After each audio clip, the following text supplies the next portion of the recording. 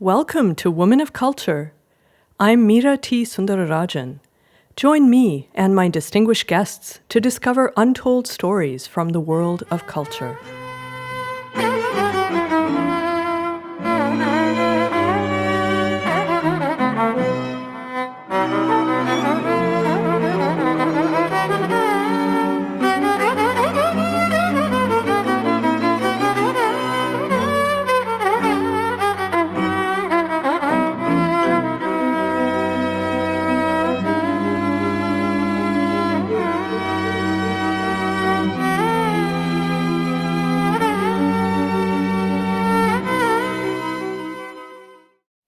Shakespeare's First Folio, the first published collection of the plays by the dramatist and poet who was to become the most celebrated and influential writer ever to write in the English language, just turned 400 years old. When it appeared, William Shakespeare had already been dead for 7 years. The author was eulogized by his friend and fellow dramatist, Ben Jonson, in appropriately unforgettable words. He was not of an age, but for all time. Shakespeare's language embodies the essence of modern English. Not only are his words frequently on our lips, consciously or unconsciously, but Shakespeare's English arguably continues to inform the way that we speak, write, and even think in the English language today. Aldous Huxley's Brave New World featured a character who learned English from reading Shakespeare's plays. The writer Thomas Hardy, whose Victorian novel, The Mayor of Casterbridge, is considered the finest modern tragedy in the English language, is said to have read Shakespeare and the King James Bible exclusively, in addition, of course, to the local papers, where he read about many of the incidents that inspired his works. Given the almost unimaginable immensity of Shakespeare's contributions to language and literature, it is startling to realize how little we actually know about the poet himself. Many of the facts of his life have been profoundly obscured by time and distance. British historian Michael Wood has suggested that the mystery is due to a significant degree to the religious upheavals in the England of Shakespeare's time, and to the potentially dangerous associations between the bard, his family, and the banned faith of Catholicism. Whatever the reasons, the uncertainty runs so deep that some experts even argue that Shakespeare is not Shakespeare, that the achievements of Romeo and Juliet, Hamlet, and King Lear, and the poetic tour de force of the sonnets were actually accomplished by someone else. But who? Theories exist.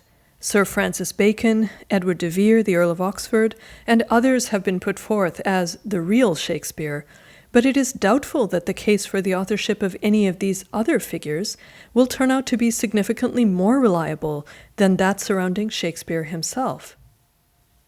Just as intriguing as the questions about Shakespeare's identity, though, are the passionate reactions to any questioning of his identity. Any attempt to dig more deeply into the historical facts surrounding the great poet's life and history seems to trigger inordinately powerful, emotional, and sometimes virulent reactions. But what about the search for truth? Shouldn't that be more important than our feelings when it comes to someone as important as Shakespeare? And if, as seems likely, the historical truth about Shakespeare is ultimately unknowable, is the tantalizing mystery surrounding his identity such a negative thing?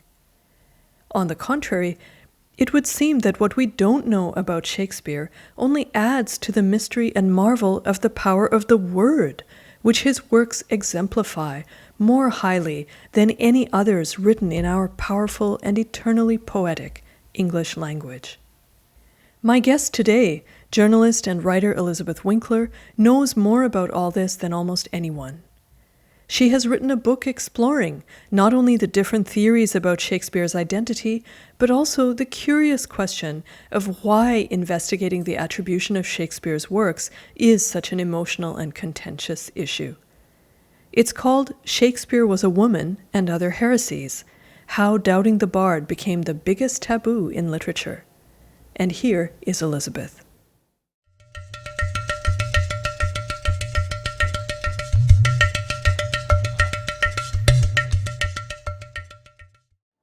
Okay, hello again, Elizabeth.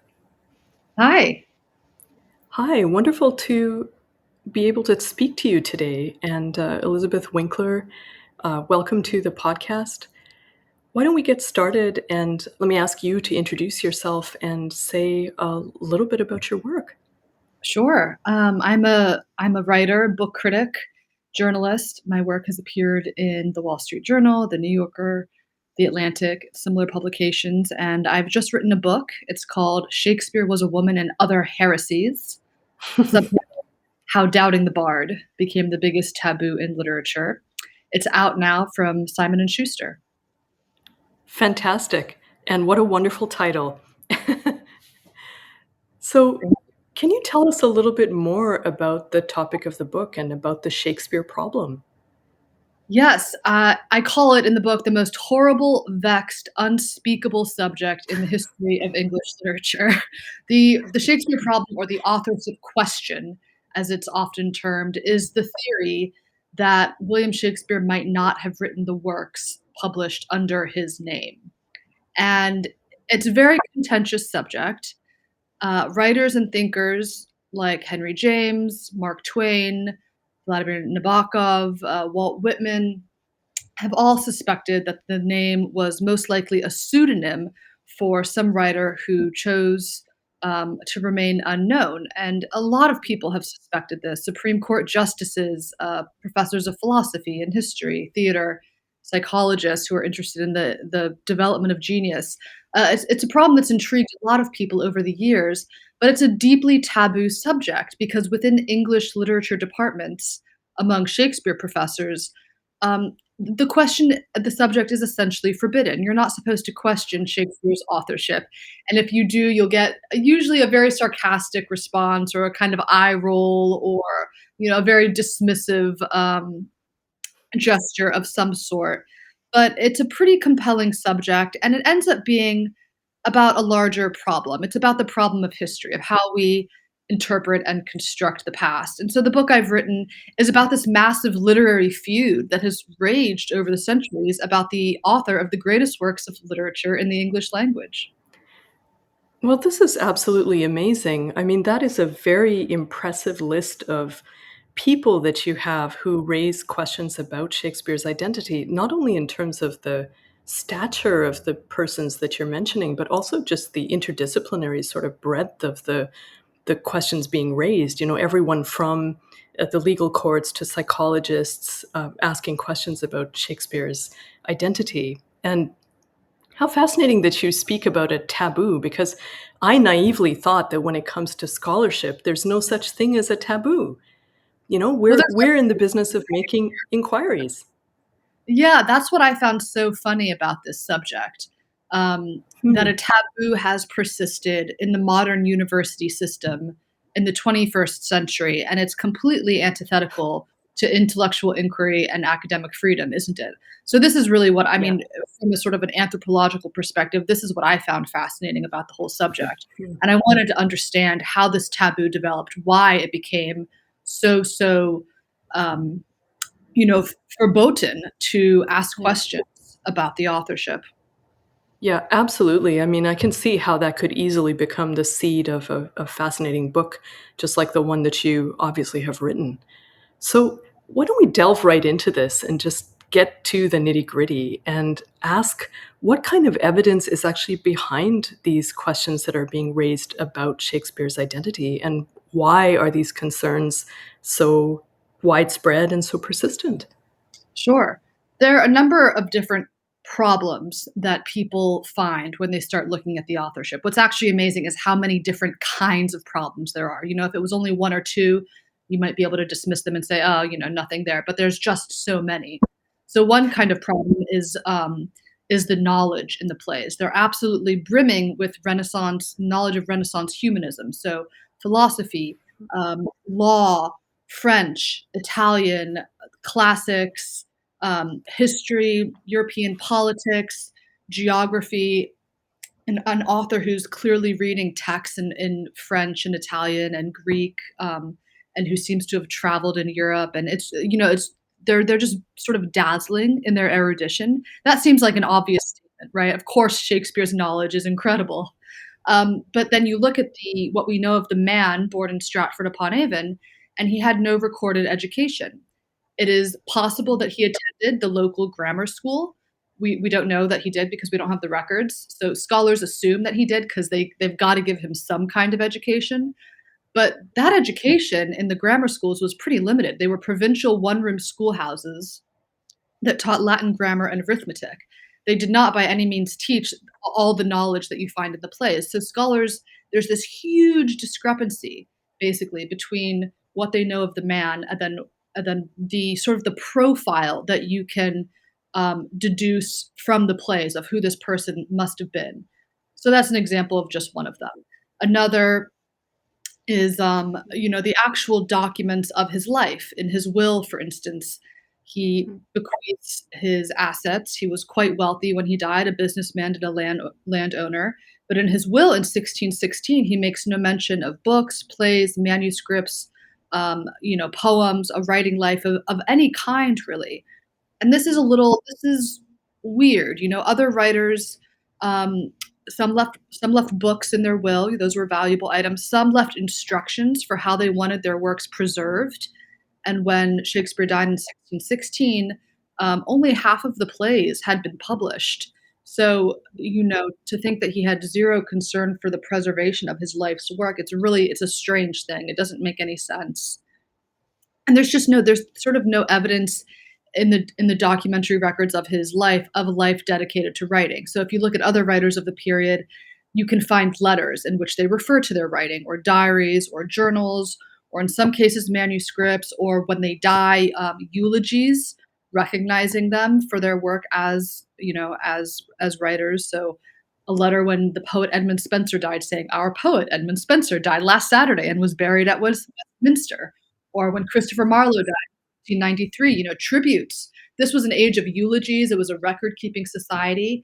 When Shakespeare died in 1616, silence, as though no one actually thought he was a writer. So you have all of these sort of haunting absences, silences. It's what provoked Henry James to say, "I am sort of haunted by the conviction that the divine William is the biggest and most successful fraud ever practiced on a patient world."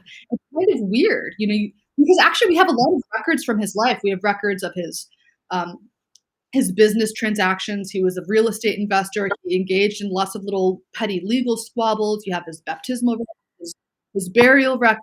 Like his life is actually pretty well documented. But what's missing is the evidence of a literary career. Um, so there's other problems can get into. His Yep. daughters appear to have been functionally illiterate. This is very odd. They couldn't, one signed her name with an X, the other with a painfully formed signature. So, Hmm. the women in the plays are highly intelligent. They write letters, they compose sonnets, they read Ovid. Yeah. It's another sense in which something doesn't quite fit here. There was, a case involving the authorship question in England in 1964, and the Mhm. judge presiding over the case called it an evidentiary gulf, which I think is a great phrase for encapsulating all different problems. It's a gulf between what we know of the man and what we know of the works. Um, and he said, so far from these difficulties tending to diminish with time, the intensive search, because scholars have been searching to put Yeah. together a biography, the intensive search has widened the evidentiary gulf between William Shakespeare the man and the author of the plays. And Mhm. that really is true because the more we've studied the plays, for instance, Italian scholars have come along and said, this author has clearly traveled in Italy. He's familiar with northern Italian cities and with local Italian customs and colloquial Italian language. But then the man from Stratford, there's no evidence he ever left England. So the more we learn about the plays, the bigger the gap grows. And you would think that the logical response would be to say, okay, maybe there is a question here. But oddly, um, they've they've just sort of become more adamant about maintaining the it's a really irrational and fundamentally an emotional response, and it has to do, over the course of my research, and this is what I've written about in the book, it has to Yeah. do with the place of Shakespeare in British culture and the deep, deep, sense in he's fundamental to British national identity, and over the course of the 18th and 19th centuries, he became a kind of British god. There was a deep religious fervor around Shakespeare, and that in turn became tied to empire, to imperialism, and the sense that Shakespeare was proof of Britain's cultural superiority. So it's a complex history, but a pretty fascinating one, I think. Yeah, that's absolutely amazing, listening to you, Elizabeth. You make such a strong, case for doubt, which I think is your point. You're not necessarily trying to prove, one thing or another at this stage, but you've made such a strong point about the questions that have been raised, and I think what's really striking to me and what I'm hearing is how so much of what we know about Shakespeare seems to be so different from what we know about the norms of the era. And Mhm. that strikes me as being a major red flag. You know, that's territory that scholars should be going into and should be exploring. So it's very powerful what you're describing, and also so interesting how you talk about the gulf widening. There too, I would argue that that's actually a sign of success of scholarship in a way, because it shows that we're searching and that what is being uncovered is not necessarily what was expected, which in a Yeah. way is, yeah, the There's a very, cognitive dissonance in a way because a lot of yeah. scholars, a lot of Shakespeare scholars, they don't write about the biography.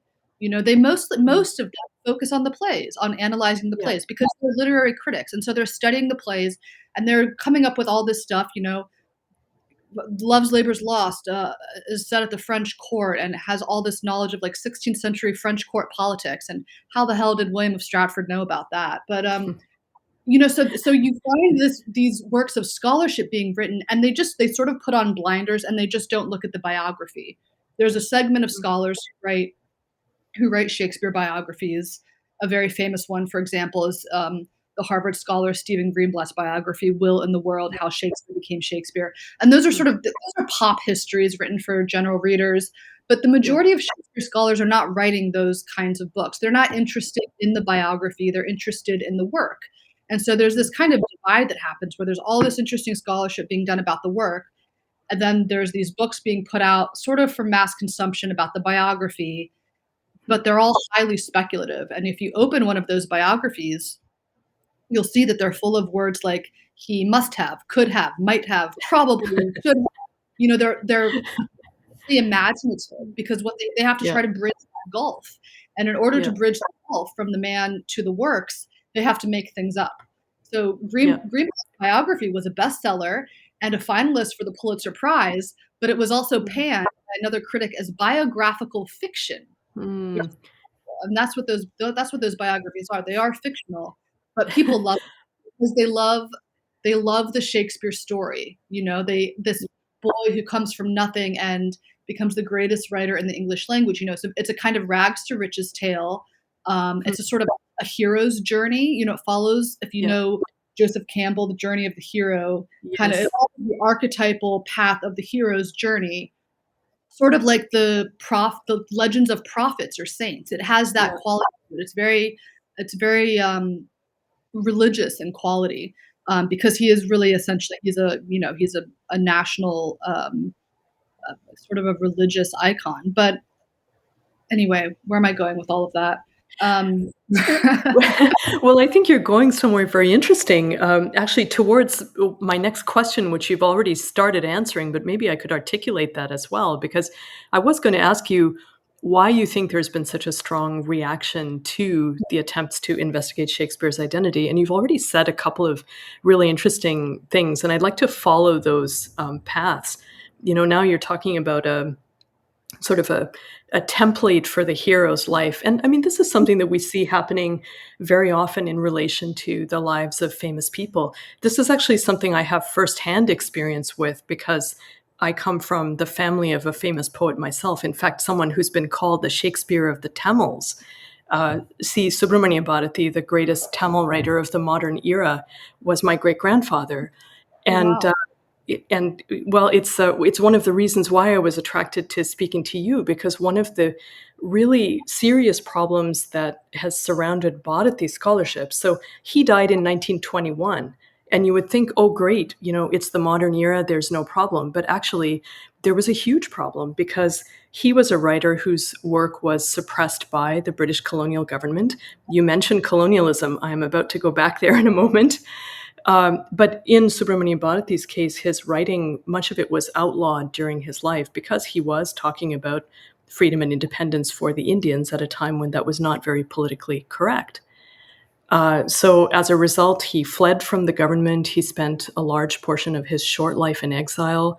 Most of his work was not published by the time he died.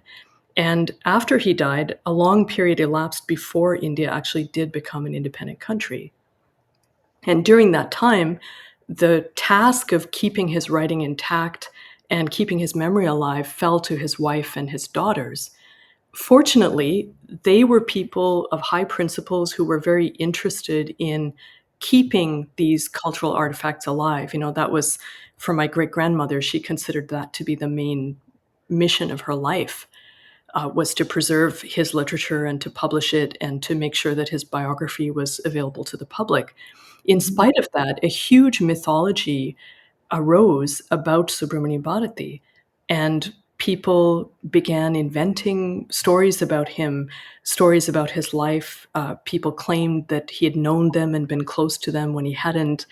And so this whole sort of mythologizing tendency, I think it's part of the essence of the way human beings react to the presence of someone remarkable. It Uh, you know, is. Yeah. yeah, and that becomes someone that they want to touch, they want to be close to that person, they want to have some insider knowledge. So, Mhm. it's very interesting. My mother actually ended up writing the first biography of C. Subramanian Bharati in English, so she was his granddaughter, and she wrote this small biography at the invitation of the Indian government, and right in the first pages, she talks about this, and she says, "Well, people for the most part are probably motivated by love."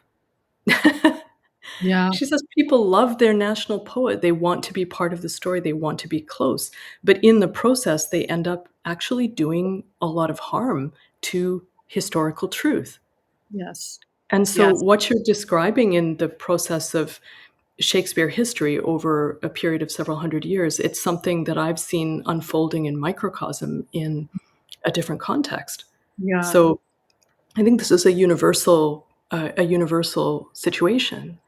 It is a human absolutely, it's a universal human tendency. I think that's right. Yeah, yeah. Um, what happens with But sh Oh, sorry, go ahead.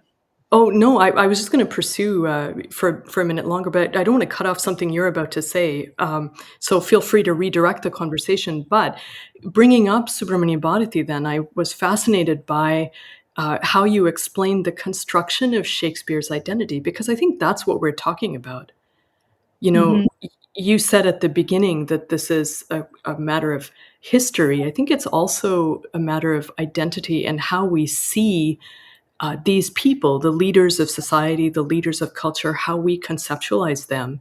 And it was interesting and disturbing for me that you started a description where you said, "Look, Shakespeare clearly is central to the construction of English identity," but then you went on and you linked that to a colonial and imperial agenda. And I love Shakespeare, and so this is very emotional territory for me. This is my taboo. Uh, I feel that Shakespeare's writing transcends a lot of these, what I would call more petty or more sort of political and mundane ways of seeing the world. Oh, But absolutely. yeah, It's the but Shakespeare was co-opted by sort of various conservative powers hmm, over the years, you know? yeah. So it's not Shakespeare, the works that we're talking about in that sense, it's the idea of Shakespeare as a cultural construct. Absolutely. So I guess what you're saying there, Elizabeth, again, this is something that I can relate to. So it sounds to me like you're saying Shakespeare's plays are central to the notion of English identity, but then the value that's embedded in that, the sort of cachet associated with Shakespeare or the Shakespeare brand, that's something that a lot of actors, including political actors, want to co-opt for themselves. That Sure, I sounds to me like what you're saying there. Yeah. What happens is you hear people say, "I love Shakespeare." What they mean when they say that is that they love the plays. But there's a Mm. conflation that happens of the works with the person. And actually the identity is totally empty. Scholars have referred to Shakespeare as a black hole. There's sort of Amazing. as a literary identity, as a literary biography, there's nothing there, right? Yes, we know this person lived and died, and you can find various records for him, but not the literary life that you would want to find for a writer. So, because he is a black hole, we fill our idea of him with our love for these works, you know? And so when people say, "Oh, Shakespeare didn't write Shakespeare," or "The author was someone else," they feel like you're sort of attacking the works which they love, and they respond emotionally to that, in a kind of in an angry way. I mean, you can compare it to anyone, um, making comments about a beloved, pop star, Michael Jackson or Yeah. Taylor Swift or whoever, fans of those people, they respond emotionally to that kind of thing. And so, of course, with Shakespeare, no one is saying the works aren't incredible. We're just saying there might have been someone else behind them. Um, the colonial aspect, I mean, I can explain that history. Sure. It's pretty interesting. Shakespeare, there was no real understanding of who this person was for a long period through the 18th centuries. But an effort began in the 19th century to really try to reconstruct his life. The 19th century was a great age of sort of biography, Yeah. and Victorians loved reading biographies of their heroes. So they started trying to put together his life, and there were pilgrims who would flock to Stratford upon Avon to pay homage to the poet. They would throw themselves down at the birthplace, which was the purported site of his nativity. They sang odes to Shakespeare. A kind of deep religious worship developed, and Stratford became kind of English Bethlehem. The playwright George Bernard Shaw termed it bardolatry famously. And I mean, Absolutely. there is, you can ask, why did that happen in Britain? I think it has to do with the long divisions in the country between Catholicism and Protestantism. Mm. So much back and forth during the Reformation, Catholics continuing to carry on their practices in private. Um, then the Civil War in the 17th century, and so by the 18th and 19th centuries, Shakespeare emerges as the unifying national god who can sort of draw the country together. Under this secular figure, draw Catholics and Protestants together. And then, so this accelerates into the age of imperialism, when Britain is, conquering many lands, and Shakespeare is held up in this period as proof of Britain's cultural superiority, and indeed of its right to rule. We produced Shakespeare. We are a superior culture, and you sort of be, lucky to be governed by us. And there's some really incredible, um, documents and speeches made in this period. One is, the critic Thomas Carlyle in Mm. 18. He said, "What is going to unite all the English-speaking people of the globe?" And he said, "It's Shakespeare." He said, "He's going to be a rallying sign." And he projected a thousand-year future of what he called the universal church of Shakespeare, of the future and of all times. So this idea, he actually said Shakespeare is more important than a parliament or a king or any government, as a rallying sign to unite essentially, a global British empire.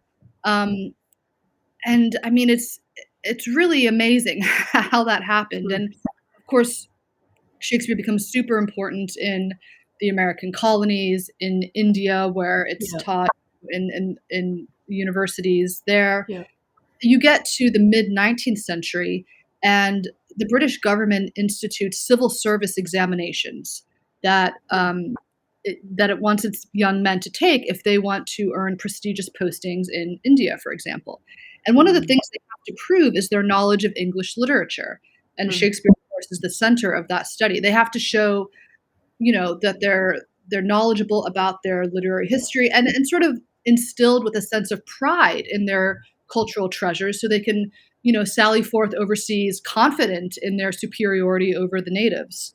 Um, I have to jump in for a moment there, Elizabeth, because this is such a fascinating and inflammatory sort of theme, I think, in so many ways, because as a lover of literature and a person coming from a literary tradition, there's something visceral about this, because nobody would wish to deny the greatness of the literature that we're talking about here. English literature, one of the jewels of human civilization. And this is just a thought of what I hear here as the sort of co-opting of this poetic literary tradition with its tradition of noble ideas and tradition of rebellion. Mhm. Looking at authors like Shelley and Shakespeare even, and so many others. A tradition of literature standing apart from the state and its initiatives, and encouraging a critical role, a critical voice. By the way, all that was behind the birth of copyright in the English tradition as well. It was authors lobbying for free speech is what ultimately led to copyright law in the British Isles. So listening to you, I feel this deep kind of internal division, because on the one hand, there's something right about this idea that English literature, and Shakespeare in particular, is the great thing that England has to share with the world. But then we get to the dark side of that idea, which is this whole idea of proof of cultural superiority, and a way of justifying effectively the presence of British rule in many of these foreign places where, frankly, they weren't wanted. Right. And that was, for anyone who studied the history of the colonial period, that was a phase of British Empire that became very important by the end of the 19th century, because ironically, in the course of the 19th century, a lot of research was being done about, for example, Indian culture. And all of a sudden, Indologists like the German Max Muller and others were uncovering these startling facts that the Sanskrit language was closely related to English, French, and German and other modern languages, that in fact it was the oldest surviving classical language. And that, wait a moment, these people who we thought of, I'm speaking now in the colonial voice, we thought of them as not having culture. Wait a moment, maybe our culture actually came from theirs at some point back in time. Mm. So the British were faced with this situation where they had to try to find moral justifications for their presence in India and in other colonies. And that was becoming more and more difficult as more and more was learned. And I just have to read, for your interest, a few words here from an essay by my great-grandfather, C. Subramanian Bharati, originally written in English, on this very theme. And the short essay, it's called Vernaculars, which he's put in quotations. And as you read the essay, it becomes clear that what he's talking about is a movement in India to develop English language education, which sadly, in some ways, today is the norm in India, especially for higher education. At that time, in the late 19th century, early 20th century, this was being debated. And one of the points that was being made was that the so-called vernacular languages of India were not up to the mark when it came to modern education, and should therefore be replaced by English. And this outraged C. Subramanian Bharati, because not only was he very learned in the literature of his mother tongue, which was Tamil, but he was learned in the literatures of many other Indian languages as well. And so he knew quite a bit about the subject. And for your interest, I'm just going to read a few lines from that essay to share Please. what he had to say. So he says, I feel it is high time to remind all parties concerned in discussions like these that most of the Indian languages have great historic and living literatures, a word that he puts in italics, living literatures. Of course, their luster has been slightly dimmed by economic conditions during these latter days. The English educated minority in this country can be pardoned for being frightfully ignorant of the higher phases of our national literatures. But they will do well to drop that annoying attitude of patronage and condescension when writing and talking about our languages. The Tamil language, for instance, has a living philosophical and poetic literature that is far grander, to my mind, than that of the vernacular of England. For that matter, I do not think that any modern vernacular of Europe can boast works like the Kural of Valluvar, the Ramayana of Kamban, and the Silapadiharam, epic of the anklet of Ilango, which is a little bit sad to say, Elizabeth, because you probably haven't heard of at least 2 out of 3 of these works, and they No, are it make me sad, to think that there are such great works that I know nothing of and probably will never be able to read. That's, well. Well, someday, Elizabeth, I am hopeful about the future and optimistic that so much progress is now being made in terms of the art of translation, and there's so much interest in world literature that maybe we will see a renaissance in rediscovering these epics and these literary languages from around the world. But that's really what's needed, nothing short of that. And absolutely. let me read the concluding line from that essay because it's really poignant. He says, and it may not be irrelevant to add that I have read and appreciated the exquisite beauties of Shelley and of Victor Hugo in the original English and French vernaculars, and of Goethe in English translations. So we're still in the process of decolonization, We as really far as are. literature is concerned. I Yeah, mean, the legacy of that, I've realized through studying the subject how much we're still living in the legacy of, the British Empire. Um, yeah. what happened when those civil service examinations were instituted? There was no such thing yet as the academic study of English. It didn't exist Mm, in the university, which is kind mm. of a surprising thing. People assumed it was always around, like Latin or math or sciences, um, but it wasn't studied until this period of colonialism and imperialism, in which it became really important to the British government that English literature was being taught to its young men so that they could be, examined in it before going abroad. Um, and that is this. So it's in this period, in the mid 19th century, that English departments begin to develop in universities because the civil service examinations were putting pressure on schools to offer that instruction. Isn't that fascinating? And I think that's a little bit what Bharati is identifying in that essay as well, which he's called vernaculars. In a sense, it's the construction of modern languages and their presence as cultural phenomena. So Yeah. this is exactly what you're talking about, the construction of English. You pointed out something very interesting when you were talking about Shakespeare, which is the presence of Latin education and the importance of that at the grammar school level. So that's how children were taught about literature back in the day in terms of the traditional education. And here now we fast forward to the 19th century and we're trying to establish a presence for the English language and a sense of that as a major force justifying British colonial rule in some ways and also enabling it in others. And Hmm. so, this is very interesting because it was seen as a parallel phenomenon by those in India, for example, who were fighting for the presence of their own languages in the modern world, a fight that in a lot of ways was lost.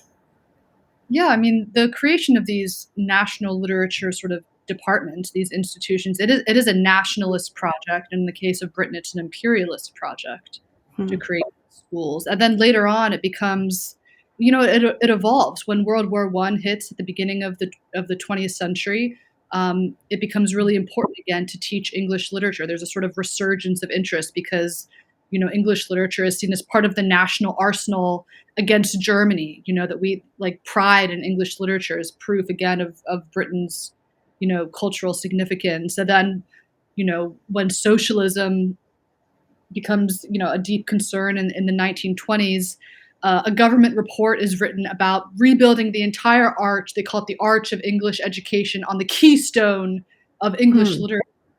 And it's the sense that English literature, not only because it's a sort of national pride, it's going to unite the classes.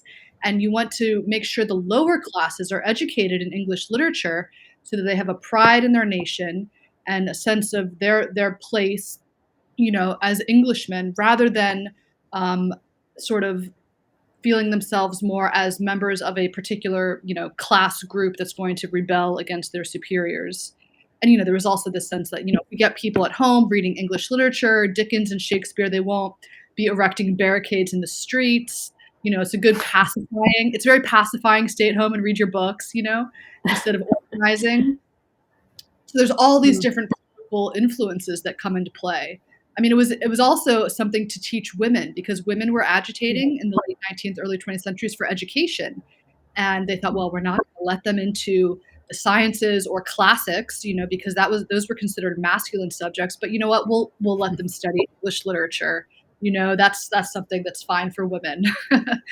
So it's sort of anyway, all these different social and political influences shape the rise of English literature. And even though we think it's such a, of course, today, I mean, I was an English major. I love studying English literature. I think it's a wonderful thing. But actually, if Mm. you look back at the origin of it as an academic institution, it's pretty ugly. It's racist. It's imperialist. It's Mm. sexist. It's kind of about maintaining British, class structures. They were really genuinely worried about some kind of Soviet revolt coming, Soviet, Yeah. I mean, this explains something that I was curious about as well, because one of the issues that has come up around this whole discussion is how strong the reaction has been to any questions being raised regarding Shakespeare's identity, and the choice of words, being called immoral, for example, Mhm. for getting curious about this. But in the light of everything that you're explaining, that actually makes a lot of sense, because these matters of gender roles and class roles and so on, have usually been framed as questions of morality. I think they're moral too. I think they're immoral, that is to say.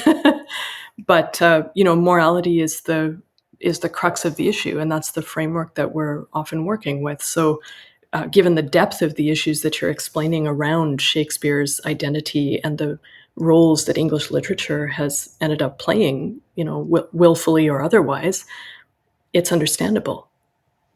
Yeah, the moral issue is a really interesting one. There was a very famous Shakespeare scholar. His name is Sir Stanley Wells. He's one of Britain's knighted Shakespeare authorities. And a few Mhm. years ago, he said it is immoral to question history and take credit away from William Shakespeare of Stratford upon Avon. Now, Stanley Wells has presided at the Shakespeare Institute in Stratford over the whole tourist industry there for many, many years. So he's deeply invested in his sort of narrative about Shakespeare. Um, and of course, and so he gets very angry when people question it. But I mean, that to me was such a striking statement. Inquiry is the Yeah. basis of historical discipline, and to say it's immoral, is an immediate red flag that there is something else going on here. And it Yeah. what prompted me to look at the whole, religious, political, social history of the subject, Yeah. because you would think on the surface of things that this is simply a literary historical question about the authorship of 400-year-old plays, and it shouldn't be an issue. It should simply be, a historical one. But then, actually, as I dug into it more, I began wondering again if it is a moral issue, not in the way he thought Mm. it was, but a moral Yeah. issue to not be investigating it properly. Yeah. And so much that's what you work on in terms of the moral rights of authors. Yeah. And I wonder, maybe there is a morality here. Is this a moral problem? And to a lot of Yeah. people who believe strongly um, that there was another author behind the plays, they do feel that it's a moral problem. Yeah, absolutely. As you were just providing that quote from Sir Stanley Wells, you were saying that he says it's immoral to take credit away. And if you had stopped the quote there, I think I would have found myself nodding my head and saying, yes, there is a moral issue involved here, because it's a question of truth. Mhm. As you continued and you said that, quoting him, that it's immoral to take credit away from Shakespeare. Well, then, of course, I'm shaking my head. Wait a minute, there's something wrong here, because there is all of this evidence that you've spoken about. There is a ripe field for inquiry here. There are some interesting questions to be asked. And at the root of it all, as you say, there is this point that it is potentially immoral to take credit away from where it should be given, where it belongs, where the truth tells us that that credit must lie. And so, yes, there is a recognition of this principle in law, in particular in the copyright law, which is the law dealing with the rights of authors. And there is an idea of something called a moral right of the author. which interestingly has really been something that's emerged primarily from European law. And it's also been known in ancient laws. So, for example, the law of ancient India had certain rules and conventions about the recognition of authors. Not surprisingly, that hasn't been studied very much by modern legal scholars, but I guess the positive there is that there's a whole field of research waiting to happen. But definitely the study of the moral rights as they emerged in 18th century Europe is something that's actually fairly well developed, partly as a result of my own work in this area, writing in the English language as well. And that's the concept that we have to maintain attribution of authorship. So the basic moral right is a moral right of attribution of authorship. Mm. So let's say Shakespeare had lived in 19th century France. There would have been a recognized social interest, recognized in the law, that would have said William Shakespeare is the author of Shakespeare's works, and he is entitled to be acknowledged and attributed as such. And under French law, believe it or not, that must be maintained forever. So there is no limit on the time during which the moral right of attribution must be maintained. So if we're talking about, let's say, Victor Hugo's work, when he was alive, his work had to be credited to him. After his death, it had to be credited to him. Today, it has to be credited to him. 200 years from today, it still has to be recognized as the work of Victor Hugo. And so that's how powerful this particular legal interest is in the tradition of European laws, and also now in the laws of many Asian and African countries, which recognize this principle as something that they've had culturally going back before the period of colonialism. So the idea of the moral right of the creator to be attributed with their own creation, it's Mhm. a very strong legal right. Fascinating. There's sort of two angles to it that I see. One is what you call the moral right of attribution of the author, and there's this feeling that some people have that, to do justice to Shakespeare, one must get to the truth about who Shakespeare was. If you truly love the works, then you must attribute them correctly and get to sort of the bottom of the mystery of the authorship. If you really want to sort of do justice to Shakespeare. And then the other moral issue that some people get upset about is the issue of the scholars themselves, and a sense they have in Yeah. some way, abandoned their proper role as scholars. That it's a kind of dereliction of duty. Academics are supposed to get to their truth, to the truth, or they're supposed to care about the truth, at least of their subject, and that there is something a bit unethical in their failure to do so. Anyway, two different ways to see the problem. Those are two absolutely fascinating points, Elizabeth. And, this is what I've been wondering about as I've been listening to you talk. At the core of all of this, here we have a situation where we're dealing with such an important part of cultural heritage, Shakespeare's plays and poems, a foundational part of English culture, and also one of the most important sort of bodies of work as part of human culture around the world, human literature. It's Mhm. one of the landmarks in human literary achievements. Absolutely. And we haven't been talking much about those, though. We've been talking instead about our understanding of the human author behind those works.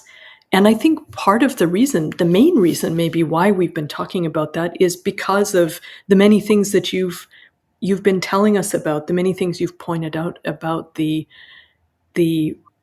process of the construction of authorship and the construction of Shakespeare as a personality, and how that has brought out so many difficult, challenging, and even ugly social issues. So to me, these are at some level two different things. And I find myself wondering how important actually is the truth of Shakespeare's identity. I mean, is this uncertainty a significant cultural loss? Is it something that we should be trying to uncover? And if so, why? Is the answer to that question, well, because there is all of this acrimony surrounding the issue, because it's really brought out the worst in terms of human irrationality and human nature that our supposedly objective interest in scholarship just hasn't been able to overcome? Or is it because we are going to learn something of value from a cultural point of view by discovering the true identity of Shakespeare, if that's even still possible? Or all of the above? Could you talk a little bit about that? Yeah, of course, it's a very important question. A lot of people respond to this by saying, "Oh, who cares?" Hmm. It doesn't matter who wrote the works. Even the director of the Royal Shakespeare Company a few years ago said, "Who wrote Shakespeare? I don't care." He said, "Whoever he, she, or they were, we have the plays." And that's Yeah. what matters. Um, I love that he said he, she, or they were. Yes. Perfect. Yeah, and, to some extent, that's true, that's fine. We have the plays, we enjoy the plays, we study the plays, we perform the plays. That's all good and fine. I sympathize with that position, and actually, my interest in this was to do with the conflict, that it gets Mhm. people. It says something about human nature, about our history, about, our culture, that we get so upset about this subject, and that's what I wanted to investigate. But why does it matter who wrote Shakespeare? I mean, I do think it is a cultural loss, because there is a lot about the plays that's still not fully understood, because the Mhm. scholarship gets distorted sometimes when they're trying to make the plays fit this person who doesn't really fit them. So Right. go back to the example of the Italian scholarship. Um, when it started, early scholars initially said, yeah, of course, this author has traveled to Italy. Clearly, the plays make that clear. Then they couldn't find evidence he had left England. So they started walking that back and saying, oh, no, no, no, he didn't know Italy. Then Italian scholars come along and say, oh, hold on here. Yes, he did. Look at all and they give all the evidence. And Shakespeare scholars, they've tried to insist, well, actually, he's making errors about Italy, and he's kind of ignorant about about all of these things. And so Huh. they try to diminish Shakespeare, because they have to keep. Amazing. It's like a total about face So there. Amazing. complete contradiction. They have to actually kind of cut him down to size, because he can't be too intelligent if you believe it was this person. He can't have traveled abroad. He can't have studied all these things that the author seems to have studied, because it undermines the traditional attribution. So they end up, in an ironic way, in their attempt to save Shakespeare, or this person, they end up diminishing the author, and then they end up sometimes avoiding pursuing areas of research that could be incredibly fascinating. Yeah. So the connections that could be drawn between what was happening in Renaissance Italy in the 16th century and the works of Shakespeare. I mean, can you it's almost mind-boggling, because if Yeah. that author was encountering the art and culture and, you know, experiences of Renaissance Italy, and took Yeah. that back to England in the form of the Shakespeare plays, which is what a lot of people think happened. There's a whole Mhm. book called Such Fruits Out of Italy, the Italian Renaissance in Shakespeare's plays, by an Italian scholar. That's such a rich area for study, but scholars Yeah. essentially avoid it. So, Hmm. okay, that's a scholarly reason why it's a problem. I do think there's other things which are, if we really want to understand the nature of genius. There's a psychologist, Dean Keith Simonton, who has said, he's an expert on genius, and he has Hmm. said too often absurdities in the traditional attribution are dismissed with hand waving references to the presumed power of genius. Because whenever they can't explain something about Shakespeare, scholars just say, "Oh, well, he was a genius. We don't know how he did it, but he was a Hmm. genius, and he did it." And this psychologist says, after studying geniuses for more than 3 decades, I can say with confidence that even geniuses do not possess such supposed mysterious powers. The real author Hmm. is a genuine human being rooted in a deeply biographical past, and we will never understand his genius until we know the experiences that shaped his development. So, if we really want to understand how a society cultivates the kind of person who can create the works of Shakespeare, we need to understand how this raw talent was nurtured, because Hmm. he had to have had the kind of, an incredible education, a remarkable nurturing Yeah. of that talent to write these works. So so there's an argument there for understanding more about genius. I mean, you can Yeah. approach it from so many ways. Yeah, absolutely. And I think as I'm listening to you talking, I just find myself reflecting upon the difficult nature of this question in a way, because now we're in a situation where a lot of discussion has taken place. There's been a lot of acrimony, and it's tempting to say, well, now we really need to investigate Shakespeare's identity more carefully because we need to unmask all of this. We need to put an end to all of this. But I actually think that's a bit of a distraction in a way. It's something more superficial. Not that it doesn't need to be done, but I find myself thinking as you're talking about history and about truth, and also about justice at a certain level, Mhm. because you're describing these amazing achievements of human genius in a particular historical context, and it's just amazing in the final analysis that we just know so little about this.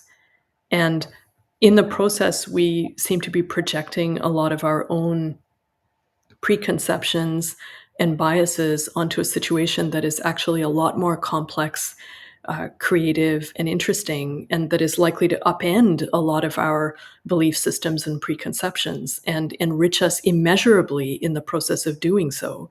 Whether it Yeah, is at the level of individual readers, scholars, countries, cultures, these changes are transformative, and they're the kinds of things that really take us forward as a species, to be honest.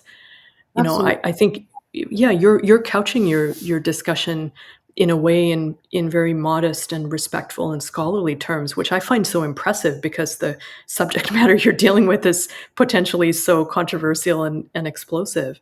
But let's also not make the danger of understating the importance of all this, because, at its kernel, there are really important issues involved. And if I can express it that way, I would say they are issues of truth, historical truth in particular, but truth in a broader sense, as well as justice. Absolutely. So, yeah, I mean, it is yeah, about go truth, ahead. about justice. It is about history. It's about integrity. Yeah, Shakespeare touches so many things in our culture that you almost can't anticipate fully what the implications would be if this attribution changed. I mean, I can't even, yeah, I think the fallout would. It sounds maybe melodramatic to say so, but I think the fallout would be so vast and would touch so many different things that yeah. if it does happen, and I suspect there will be a shift gradually. It's kind you almost can't begin to wrap your mind around what that's going to look like. Um, Yeah, and you used another really interesting word there, Elizabeth. You said integrity, and remember we were speaking about the moral rights of authors a few minutes ago, and I talked about attribution. So the other major moral right is actually the moral right of integrity, is what it's called. oh, interesting. And this is the whole idea that texts need to be preserved. Not only texts, but any kind of cultural work. But let's take texts as the paradigm. They need to be preserved intact. So, in other words, if we were to take Shakespeare's plays, a play, and change the words, change the words spoken by Shylock or by Othello or by King Lear or Juliet or Hamlet, that would be a violation of the integrity of the work. And that is recognized in law as well as the second moral right of the author, the moral right of integrity. So changing the work to modify it, to cause mutilation to it or damage to it, those acts are prevented by the moral right of integrity. And if someone does that to an author's work, then the author or the author's heirs can go to court. For example, in the European countries that I spoke about earlier, like France, Germany, and so on, or Italy, to the point, the author can go to court and say, my words have not been preserved intact, and those changes must not be allowed. So copies of the work where the publisher has printed the wrong words, those must be withdrawn from circulation and destroyed. That kind of degradation of the author's work or in other words, of the cultural heritage in literature, Mm, should not be allowed. So fascinating. this again, going back to the example of C. Subramani Bharati that I spoke about a little bit earlier. This again was a serious problem after he died in 1921 because a lot of difficulty was faced in preserving his work. And he then became very popular after independence. And so all of a sudden, people would come up with new pieces of writing.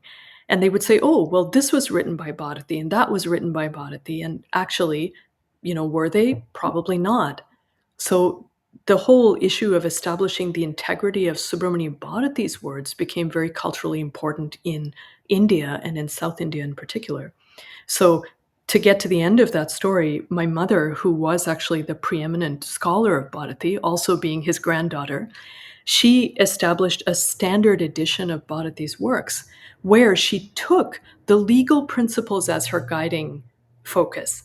So, in her introduction to her volumes of Bharati's poetry, she wrote that she was taking the principles of attribution and integrity to guide the development of the definitive edition. So, there's a great example of interdisciplinary fertilization, cross fertilization. Where she took these legal ideas and said, these are really important ideas for the preservation of literature and the Mhm. preservation of truth. Yeah. And this is what I'm going to use to help to establish the identity, because that really is what it is when we consolidate the works to kind of flip our discussion on its head. Through the works, we're establishing the identity of the poet. And for that purpose, the moral rights of attribution and integrity, she found that they served that purpose very well. Such an important precedent to set, to use, to follow those legal principles in creating a standard edition of works. Well, it's interesting that, nothing like that would have been possible in Shakespeare's era because not only were there no moral rights of the author, but there was no copyright law yet at all. And I guess that leads me to one question that I haven't had a chance to ask you, but I think that is quite an interesting one that we should cover as well, which is back in Shakespeare's time, there was a difficult historical situation, which you've spoken a little bit about. You talked about the religious divides and the political uncertainty surrounding England as a realm, which actually endured for quite a long period of time. It actually endured for decades, if not centuries. And so, given that situation, I wonder if Shakespeare's era was one where authors did not necessarily want to reveal their identity at various different points in time. And that's also an interesting twist in the moral right of attribution, because the moral right of attribution also allows authors to choose the form in which they'll be attributed. So let's say someone was writing and chose Shakespeare. I mean, this is not the situation here because Shakespeare was a person, but let's say they were writing and chose the word Shakespeare, the name Shakespeare, as a pseudonym. The right to choose a pseudonym or even to be anonymous is also protected as part of the moral right of attribution. Yeah, I mean, So, it's really interesting to think. I hadn't fully, I mean, I know there's no really such thing as copyright law really in this period, but yeah. yeah, to think about there is a feeling among a number of skeptics that the author was kind of, badly treated in some ways when it came Mm, to attribution. I mean, we don't know if you believe that it was a different author using this name and not Shakespeare of Stratford, who in fact never spelled his name Shakespeare, spelled it Shaxper, slightly different spelling. And yeah. so you see this name Shakespeare that starts appearing in the works.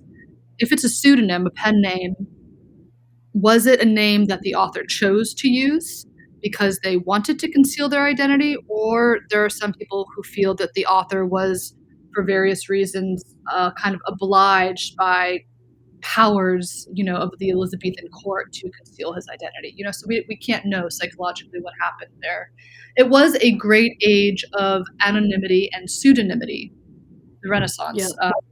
There's Yeah. a wonderful book called The Anonymous Renaissance: Cultures of Mm, Discretion in Early Modern England by a scholar named Marcy North, all about the use of pseudonyms in this period.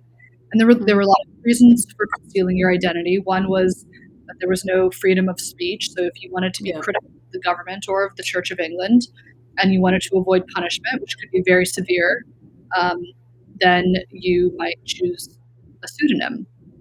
Another Mm. was that there was a sort of stigma, certainly for women, about publishing your works. Yes, of course. Educated women of the upper classes were very interested in literature and writing, and they often wrote privately in manuscripts that they circulated, but to publish your work was considered something quite different. And it was sort of looked on as crass for a woman to put her words out in the marketplace for sale. There's a poem from the period in which a writer refers to a woman who powders a sonnet as she does her hair and then prostitutes them both to public air.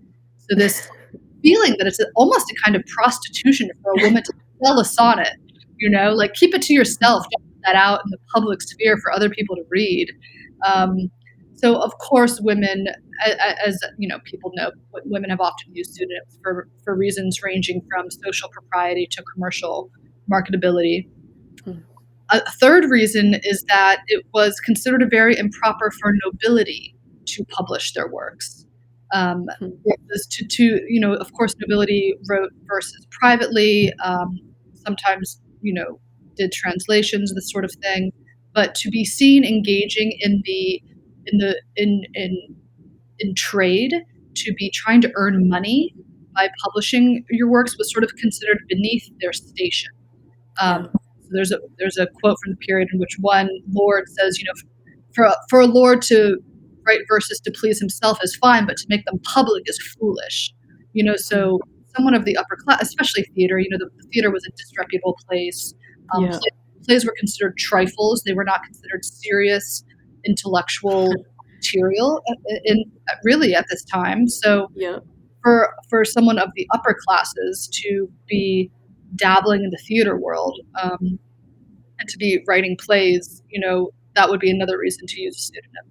And some of the people who have been put forward as the author, as a candidate for authorship, are people of the upper classes, because the plays are so Mm. learned and knowledgeable about the court. So though, I mean, there are a lot of, and then obviously some people choose pseudonyms just because, for private personal reasons. Lots of Yeah. writers do that, like Elena Ferrante. Um, Yes.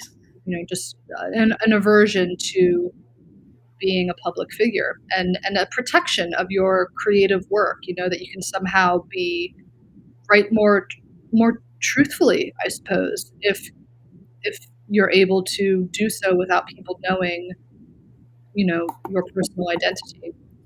Yeah. Um, Absolutely. Absolutely. So, after all this, Elizabeth, let me ask you, should we be pursuing this? Should we be trying to find the real Shakespeare, or at least find clues towards establishing Shakespeare's identity? Given how far away it is in time and how difficult it is this something that we still should be pursuing today? well, I think so because it's a fascinating mystery. It's a kind of detective story ultimately. Yeah.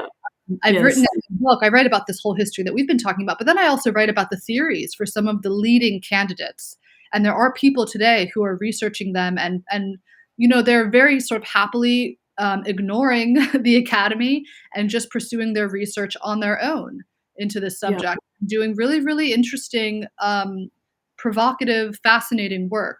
So I've introduced some of those candidates in my book, and readers can discover them and sort of see what they make of these different theories. And I've written the book in a way that I'm not arguing for any particular candidate.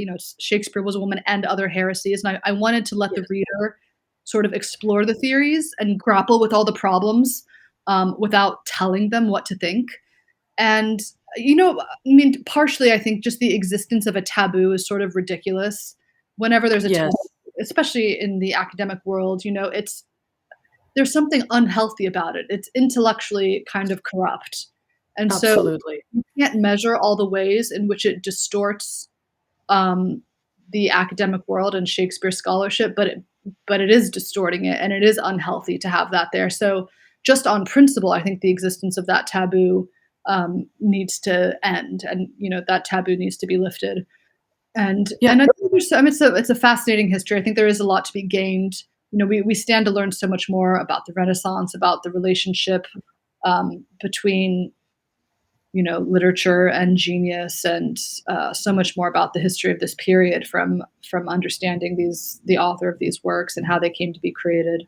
So I do think it's going to change gradually. There's been amazing research done over the decades on Mm. this subject, and it is building on itself gradually, but it's a slow process.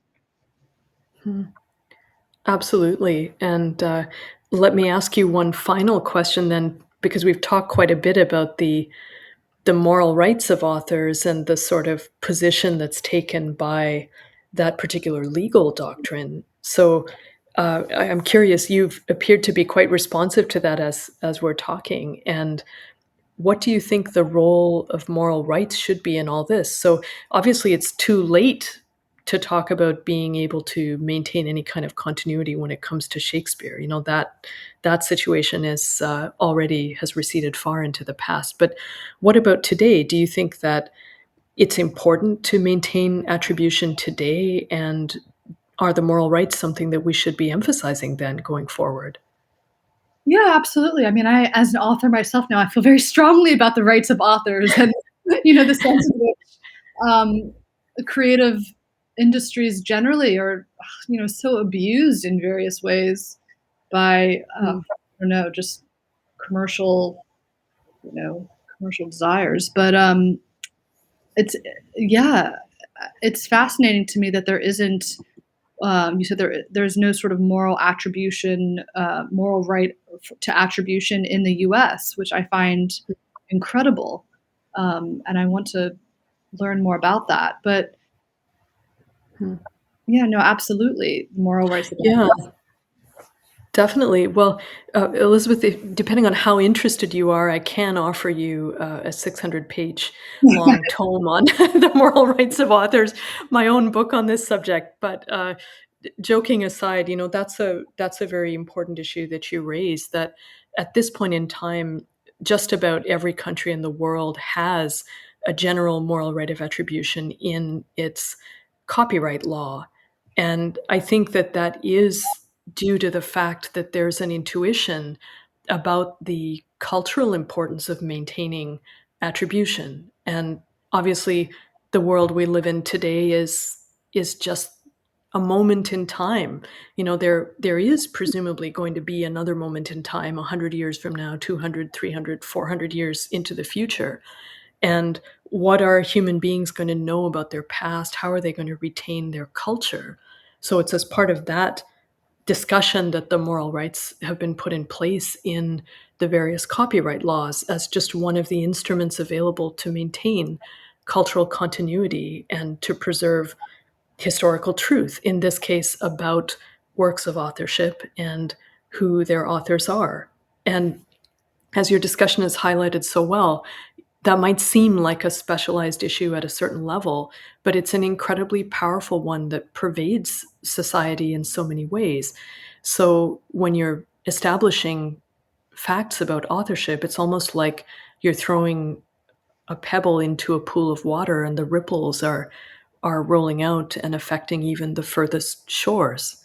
So I think Mm, that's the kind of issue that we've been talking about today. And there's so much there that's fascinating, the fascinating detective story, a fascinating emotional response, bringing out our most visceral and maybe irrational selves when we're confronted with an issue like that of Shakespeare's attribution. And in all of this, going through this sea of troubles, because I couldn't allow myself to go through this entire interview without quoting a little bit of Shakespeare.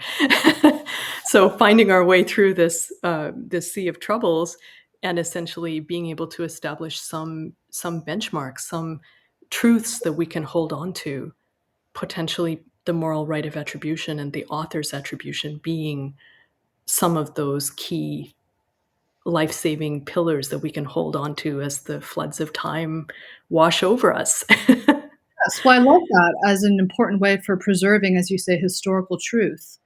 And it is Yeah. interesting to think about if such a right had existed in the Renaissance, how that might have changed the preservation of knowledge about Shakespeare. If you read the sonnets, Shakespeare's Mm. sonnets of course, not read as widely as the plays. But they're Mm. very interesting because they come closer to giving us the voice of the author. In the plays, of course, Yeah. you're reading the voices of characters, and you can Yeah. never quite find the author. You might think the author is Hamlet or Rosalind or Mhm. who is the author there. In the Mhm. sonnets, you have the sense of finally encountering this person, and this author seems to know that his identity is going to disappear. So in one sonnet, he says he's speaking to the beloved, the person he's writing the sonnet to. He says, "From hence your memory death cannot take, although in me each part will be forgotten. Your name from hence immortal life shall have, though I, once gone to all the world, must die."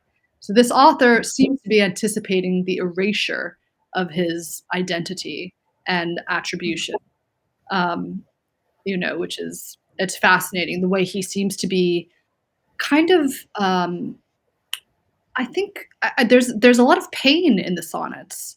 Yeah. Even if the author chose, for some reason, to use a pseudonym, he also seems to be very grieved by the fact that he's going to be lost to history. Um, so it's actually quite moving when you read those sonnets. Yeah, those words that you quoted are incredibly poignant, and, I think it highlights something as well that, back in Shakespeare's time and during the Renaissance, there was no formal recognition of something like a right to attribution. Right. I think because what we've learned is that recognizing the author and having that kind of respect for authorship actually requires a certain level of respect for freedom of speech as well. Yes, and that So, yeah, neither so they existed back then, so yeah, yeah. Yeah. exactly, so they go hand in hand, our basic recognition of fundamental human rights, notably the right to speech, which is so critically important for authors and such a fundamental part of their identity, is goes hand in hand with the whole idea of moral rights and the rights of attribution and integrity as well. Yeah, absolutely.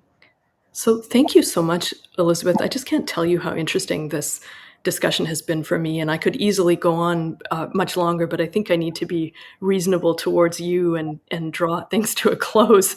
So, in doing that, though, is there anything else that you would like to bring to the attention of listeners? Any points that haven't come up so far, or anything you'd Oh like to gosh, we've flesh out more covered so fully? much ground. This is one of the most in-depth interviews I think I've done. Thank you so much for your interest in the subject and your very intelligent questions, and it's just been an absolutely wonderful discussion. Thank you so much, Elizabeth. The pleasure and privilege have been entirely mine, and I look forward to hearing a lot more about your work and, of course, about your book. Thank you. My pleasure. Thanks so much.